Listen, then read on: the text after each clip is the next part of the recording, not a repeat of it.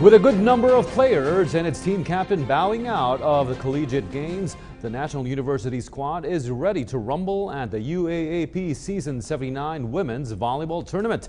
Two Lady Bulldogs share how they have been gearing up for the event, as well as their thoughts on the upcoming tourney. Kaya Asuncion filed this report.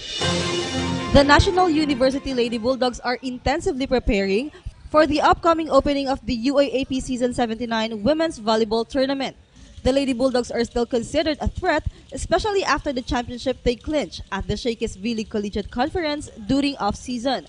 And that 6'5" middle blocker and FIVB Philippine team member Jaja Santiago is still with them. Santiago expressed confidence in their training despite the fact that there are only 11 players in the team. So far, okay naman po yung training namin and namamaximize naman po namin yung oras namin. Napagkakasya naman po yung mga dapat namin gawin for the UAAP naman. With the exit of some players including former team captain Myla Pablo, the Lady Bulldogs will be depending on the towering spiker Shakey's V-League Finals MVP Jasmine Nabor, Riza Zato, and Jorel Singh. Nabor believes that all she needs now is some polishing in her connection with Santiago so they could be a deadly threat on court. Ngayon po, mas tinututukan ko pa po yung spikers ko, lalo na po si Ate Ja, kasi yung combination po namin medyo hindi po masyado nagtutugma. Kasi nga po, gawa ng PSL, parang mas nag-improve pa po yung mga skills na sa pagpalo.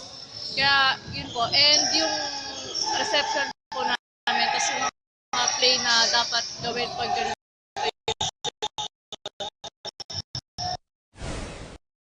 Two Lady Bulldogs hope to have a season compared to the top 5 finish they had. Hindi naman, pero tama lang. Sa amin kasi gusto namin one at a time lang.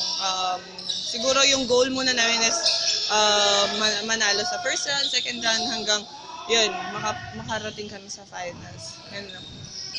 Siguro po mahirap po yun, pero kakayanin po namin umabot doon. Siguro pag umabot po may finals, tapos pagtatrabahin po namin step by step yung championship na gusto po namin.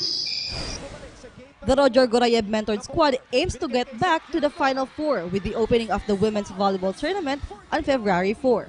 For PTV News, Kay Asuncion.